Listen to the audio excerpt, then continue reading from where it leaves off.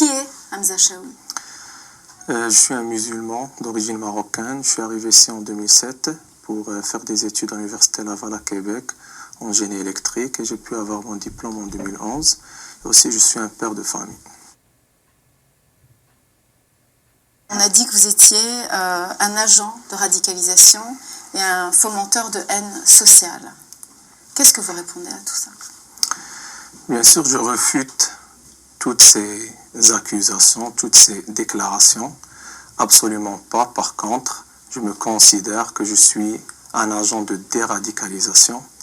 Et mes prêches, mes conférences, à travers les 8 années de prédication depuis mon arrivée ici en 2007 jusqu'à aujourd'hui, on est rendu à l'année 2015, j'ai jamais tenu aucun propos radical. Par contre, j'ai incité les jeunes à poursuivre leur étude universitaire académique.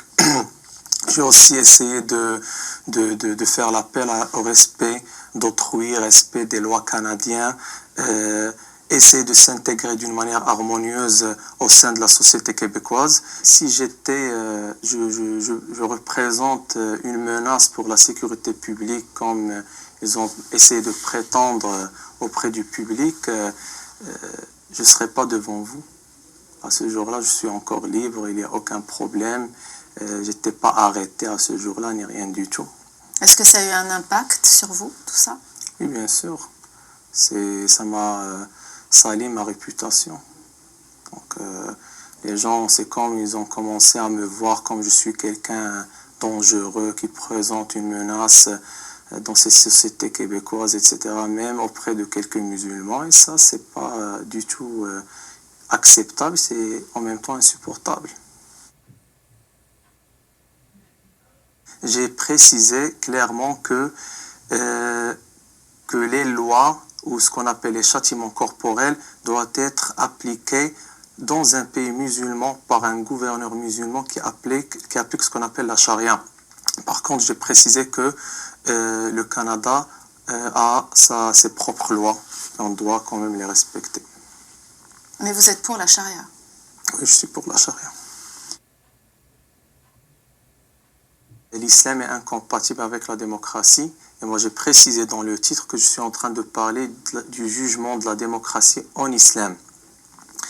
Et vu que je suis convaincu que l'islam est incompatible avec la démocratie, donc automatiquement, j'adhère pas à ce système-là. Je critique ce système-là. Et cela ne signifie pas, si on est antidémocrate, qu'on ne peut pas vivre dans une société démocrate. Aussi, si on est antidémocrate, cela ne signifie pas qu'on a le droit d'appeler à la violence, d'appeler à la haine, et ne pas respecter les lois, etc. Car le fait de critiquer une loi, cela ne signifie pas que tu as le droit de venir à l'encontre de cette loi.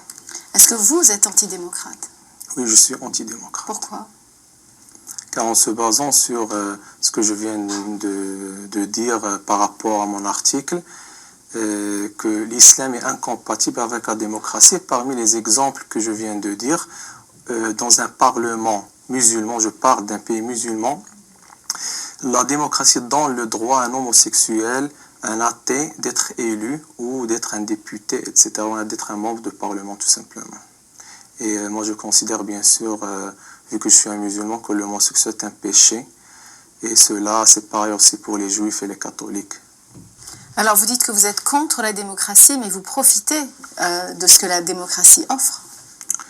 Moi, je ne profite pas. Moi, c'est juste j'applique les lois. Les lois ici et la charte québécoise ainsi que les lois canadiennes me donnent ce droit-là de s'exprimer et aussi de donner mon opinion par rapport à quelques points et aussi de critiquer le système lui-même. C'est-à-dire que la charte nous donne le droit de critiquer le système lui-même. Mais vous êtes contre la démocratie? Je suis contre la démocratie, oui. Mais en même temps, vous appliquez la démocratie? Non, je n'applique pas la démocratie. En utilisant la charte, en utilisant les avantages d'une société libre et démocratique. C'est-à-dire, est-ce qu'il n'y a pas une contradiction? C'est un peu... Non, pas du tout. Je ne considère pas qu'il y a une contradiction du tout. Moi, lorsque j'ai parlé, et je précise, lorsque j'ai parlé du jugement de la démocratie, j'ai précisé que je suis en train de parler de l'application de la démocratie dans un pays musulman. Je suis antidémocrate car je suis un musulman et en islam, le système démocratique est incompatible avec le système islamique. Il y a beaucoup de musulmans qui sont pour la démocratie. C'est leur point de vue. Le centre communautaire d'Anjou, on a dit que vous avez été expulsé pour ne pas contaminer les jeunes. Alors, avez-vous été expulsé d'un centre, d'une mosquée? Non, jamais. Et toutes ces informations, je les réfute et je les rejette, car c'est un mensonge pur. Par contre, moi, j'ai quitté le centre communautaire d'Anjou par ma propre volonté, tout simplement. Martin Couture-Rouleau, vous le connaissez? Je ne le connais pas personnellement, mais pour ne pas vous cacher, j'étais invité 3 fois à l'association de l'Iman ou la mosquée de Saint-Jean-sur-Richelieu. Il a été présent parmi les fidèles qui assistent aux conférences que j'ai données là-bas. Et à la fin de la conférence, comme les autres fidèles, est venu pour me parler, pour me saluer, pour me remercier pour la conférence et pour le sujet traité tout simplement. C'est le seul contact que j'ai eu avec lui. Vous l'avez rencontré donc? Il est venu, oui, pour me parler, pour me remercier pour les autres, comme les autres fidèles tout simplement. Vous vous souvenez de lui? Franchement, non. À cause que je donne beaucoup de conférences d'une manière hebdomadaire dans plusieurs mosquées, donc je ne peux pas vraiment me souvenir de chaque visage. Mais peut-être je suis arrivé à le reconnaître comme tout le monde lorsque j'ai lu l'information dans les journaux, c'est-à-dire l'événement des attentats, etc. Comment vous avez réagi quand vous avez appris que... J'étais choqué, bien sûr. J'étais choqué. Est-ce que vous condamnez ce que Martin Rouleau-Couture a fait? Moi, je condamne toute forme de violence, qu'elle soit de la torture, qu'elle soit du bombardement, du décapitation, pardon. Je condamne toute forme de violence généralement, et je condamne toute forme de discrimination, de racisme, d'islamophobie, etc. Vous avez dit en début d'entrevue que vous êtes plutôt un agent de déradicalisation. Ouais. Vous n'avez pas réussi à déradicaliser Martin Couture-Rouleau. Comme je viens de vous dire, moi, je n'ai pas eu avec lui des contacts personnels, des discussions vraiment privées, une relation directe. C'était comme les autres fidèles. L'objectif du centre, c'était lequel? L'objectif du centre, c'est vraiment de faire de la prédication, ainsi d'offrir un cadre pour les jeunes, enseigner les cours d'arabe, enseigner les cours religieux, encadrer les jeunes, aussi empêcher les jeunes à tomber dans la radicalisation, etc. C'était ça le but principal de l'ouverture de ce centre. D'où vient l'argent? C'est très simple. C'est le financement de la communauté musulmane, c'est-à-dire basé sur leurs dons, ainsi que on a planifié de faire des cours d'arabe, des cours de Coran, etc., qui seront payants. Donc ça va être quand même une source de financement pour arriver à payer les $2000 mensuels. Certains disent que c'est vient de fonds extérieurs, de pays. Non, ça c'est du n'importe quoi, tout simplement. Je peux vous assurer que toutes les mosquées, sans exception, sont financées grâce aux dons de la communauté musulmane.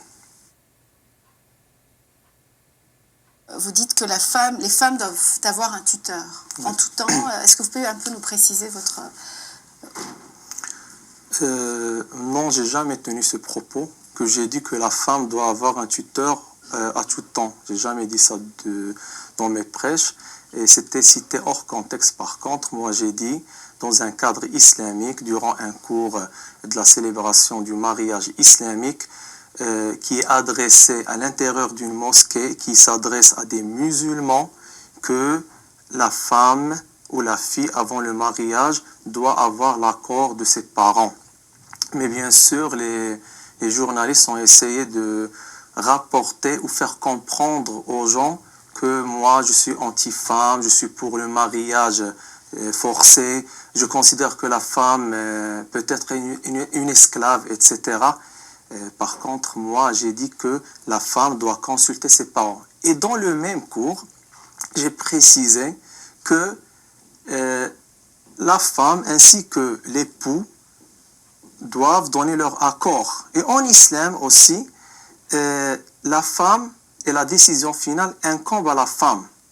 C'est-à-dire que, supposons que le tuteur force sa fille à se marier, elle a le droit d'annuler le mariage. Elle n'a pas accepté ça. Mais malheureusement, l'information a été mal rapportée pour sous-entendre que moi je suis quelqu'un d'anti-femme, etc. Comment ça se fait que je serais une personne peut-être anti-femme, et moi, à l'université, j'étais enseigné par des profs femmes, et j'ai eu avec elles aucun problème, et je suis aussi marié, j'ai une petite fille, j'ai une mère, etc.